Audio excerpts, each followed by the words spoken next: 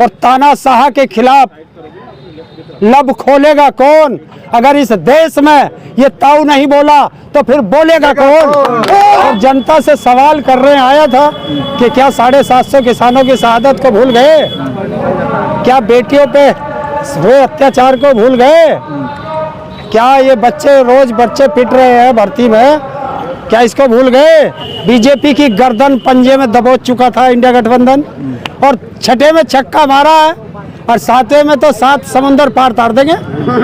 इस बार देश का प्रधानमंत्री बदलेगा, सरकार बदलेगी, उड़ेगी धूल और ना रहेगा फूल, चलेगी साइकिल, यही है कूल कूल। 7 साल से इसे भर्ती नहीं मिली, अब इसकी उम्र निकट गई तो कहाँ जाएगा ये अपने बूढ़े माँ बाप को कैसे खिलाएगा?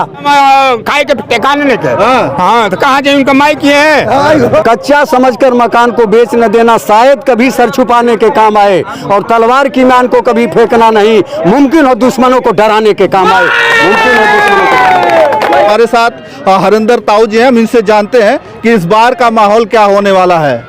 बहुत बहुत स्वागत है आपका। धन्यवाद आपका और आपके दर्शकों को। ताऊ का राम राम।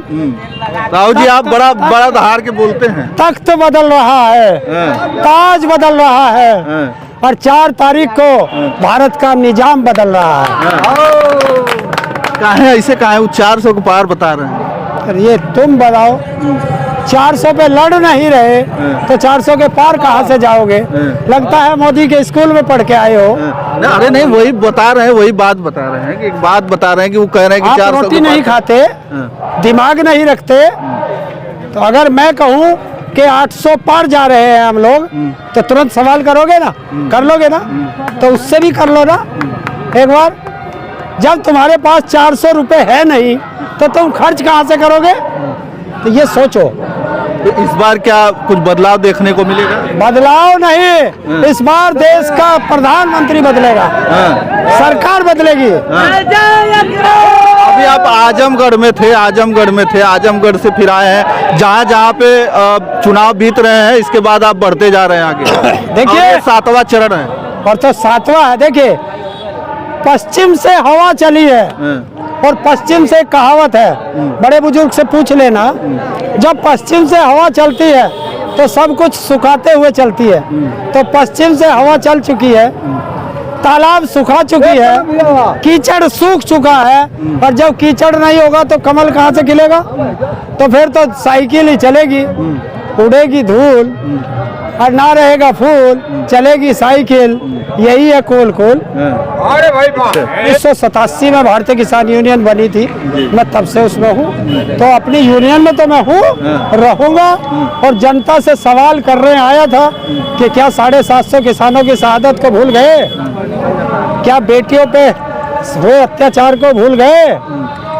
क्या ये रोज बच्चे पिट रहे हैं भर्ती में, क्या इसको भूल गए? जो पेपर लीक हो रहे हैं उसको भूल गए, महंगाई को भूल गए, शिक्षा को भूल गए, स्वास्थ्य को भूल गए, किस चीज को भूले? तो जनता नहीं भूले तो दबाओ बटन सरकार के खिलाफ, बदलो सरकार।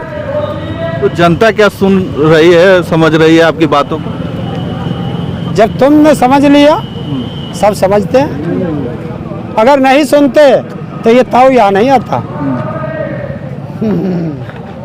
तो आप गाजीपुर वालों को क्या संदेश देंगे? अभी तो उधर से चल के आप आ गए हैं 7वें चरण में। देखिए 7वां चरण है। जब पहला चरण बहुत अच्छा लगा, हवा चला दी थी, चौथे चरण में आते ही इंडिया गठबंधन ने चौका मार दिया। जब 5वां चरण आया तो बीजेपी की गर्दन पंजे में दबोच चुका था इंडिया गठबंधन, और छठे में छक्का मारा है, और 7वें में तो 7 समुंदर पार तार देंगे। 7 समुंदर पार। अरे उधर अभी जौनपुर में ईवीएम पकड़ा गया है, जो है ट्रक में, कल का न्यूज पता है? नहीं, मुझे नहीं जानकारी। हाँ, तो एक ईवीएम से ट्रक पकड़ा गया है कल का। वो देखेंगे। देखिए हमने क्या कहा था, अगर देश में चुनाव आयोग होगा तो कार्रवाई करेगा, और जब देश में गुलाम आयोग है तो कार्रवाई करेगा कौन? तो आपके हिसाब से क्या है, गुलाम आयोग है या चुनाव आयोग? गुलाम आयोग है। देश में कोई संस्था निष्पक्ष बची नहीं, तानाशाह का राज चल रहा है, और तानाशाह के खिलाफ लब खोलेगा कौन? अगर इस देश में ये ताऊ नहीं बोला तो फिर बोलेगा कौन? ताऊ जी हैं हमारे साथ, आप देख सकते हैं लगातार ये बोलते रहते हैं और जब भी मुलाकात होती है लोगों से मीडिया पे एकदम मुखर होकर अपनी बातों को रखते हैं। अब जो है गाजीपुर में आए हैं और गाजीपुर की जनता को जगाने के लिए आए हैं। हाँ ताऊ जी, नहीं वो तो जागी हुई है, किसने कहा है? अरे सबको पता है ना वोट कहाँ देनी है, कहाँ देनी है। तो फिर ताऊ जी का क्या काम है? ताऊ जी का फिर ये अपनों से मिलने आया हूँ और मुलाकात करने आया हूँ और बताने आया हूँ, अगर कोई रूठ गया तो उसको मना लेना, रूठों को मना लेना। गाना सुना? रूठों को मनाने के लिए आप आए? अरे हो सकता है कोई नाराज हो, मेरे से भी तो गलती हो सकती है, तो अगर मेरे से गलती होगी तो मैं इनको मना लूंगा, लेकिन वोट साइकिल पे ही लगेगी। और जब ये बटन दबाने जाएंगे तो 750 किसानों की शहादत को याद करके जाएंगे।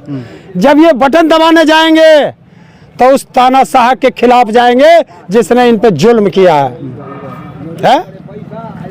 और जब बटन दबाएंगे तो ये ऐसा बटन दबाएंगे कि जैसे दुश्मन का टेटवा दबा रहे हो। ईवीएम का बटन दुश्मन का टेटवा, दुश्मन का टेटवा। 7 साल से मतलब जवान अंगड़ाई लेकर बैठा है। मतलब यही अखिलेश की सरकार थी तो पीजी कॉलेज में हर साल के साल फरवरी महीने में भर्ती आर्मी की आया करती थी।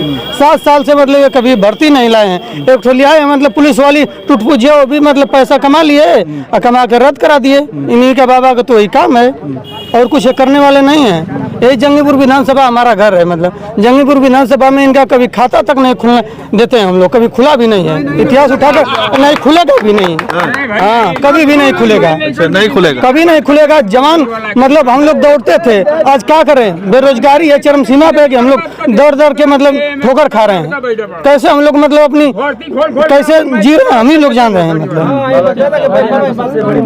बताइए, अखिलेश की जिस दिन सरकार बनेगी उसी दिन मतलब एक गाजीपुर की पीजी कॉलेज के ग्राउंड पे आर्मी की भर्ती तब 5 साल आती रहेगी, हर हमेशा आती रहेगी। सबसे बड़ी मुद्दा यहाँ पे बेरोजगारी है। बेरोजगारी है, बेरोजगारी चरम सीमा पे है और छात्र नौजवान सब परेशान है। उन लोगों के पास कोई रोजगार नहीं है। बहुत कुछ 6 साल हो गए हैं, 7 साल से इसे भर्ती नहीं मिली। अब इसकी उम्र निकट गई तो कहाँ जाएगा ये अपने बूढ़े माँ बाप को कैसे खिलाएगा? क्या करेगा? ये भीख मांगे, कटोरा ले, या ये लूटपाट करे? फिर कहोगे लूटपाट बढ़ गई तो ये युवक क्या करे? तो ये किसकी जिम्मेवारी थी? अगर तुम सरकार में बैठ के अपनी जनता को रोजगार नहीं दे सकते तो तुम्हें सरकार में बैठने का कोई अधिकार नहीं है। तो ये युवाओं का जो 60 लाख बच्चे अभी पुलिस में पेपर दे के आए, लीक हुआ, और एक कहावत है जब हमारा इंजन बार बार लीक होगा तो फिर हम लीकेज बंद नहीं करते, हम इंजन बदल देते हैं। और ये जनता वो इंजन बदलने जा रही है। इंजन बदलने जा रहे हैं, इंजन बदलने जा रहे हैं। आ रहे हैं राष्ट्रीय अध्यक्ष जी आ रहे हैं। देखिए हुजूम देख लीजिए, कल 2 परसों आए थे, मतलब दोनों लोग साधु लोग आए थे, मोदी और जोगी भैंसा लेकर आए थे। भैंसा इधर उधर घूम रहे थे, कोई जनता वहाँ नहीं आई थी। बस वही लोग अपना गया था आती है ग्राउंड फरसा उरसा लेके आ गए और सोले के बढ़िया ऐसे काम नहीं खे मिलत। ऐसा भिचोत के काम बा कि हमारे का काम नहीं खे मिलत। उम्र भइल हम खाए के ठिकाने नहीं थे।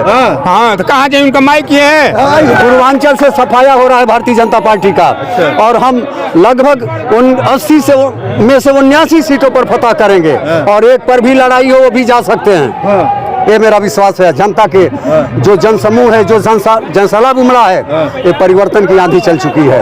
युवा तड़फड़ा रहा है, मजदूर तड़फड़ा रहा है, किसान तड़फड़ा रहा है। किसानों के साथ इन्होंने बेईमानी किया, एमएसपी लागू नहीं किया।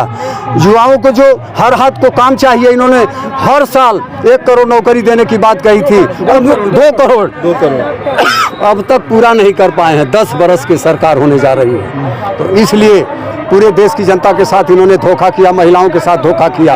किसको इन्होंने बख्शा है? किसी को नहीं बख्शा है। एक भी चौरी नहीं रही जिस पर कुत्ता पेशाब ना करता है। ठीक यही हाल इनकी है। असल मुद्दे से जनता का ध्यान भटकाते हैं। मंदिर मस्जिद से रोजगार नहीं होता है, रोजगार होता है कल कारखाने लगाने से। ये तो बेच रहे हैं, तेल बेच दिया, भेल बेच दिया, रेल बेच दिया, हवाई जहाज बेच दिया, हवाई अड्डा बेच दिया, क्या छोड़ा है इन्होंने? तो इसलिए जनता बदलाव के मूड में है, युवा बदलाव के मूड में है, किसान बदलाव के मूड में है। लेकिन एक शेर कहूँगा कि हम सायेदार पेड़ हैं जो जमाने के काम आए, जब सूखने लगे तो जलाने का काम आए। इन युवाओं को मैं कह रहा हूँ, कच्चा समझकर मकान को बेच न देना, शायद कभी सर छुपाने के काम आए। और तलवार की म्यान को कभी फेंकना नहीं, मुमकिन हो दुश्मनों को डराने के काम आए। मुमकिन हो दुश्मनों को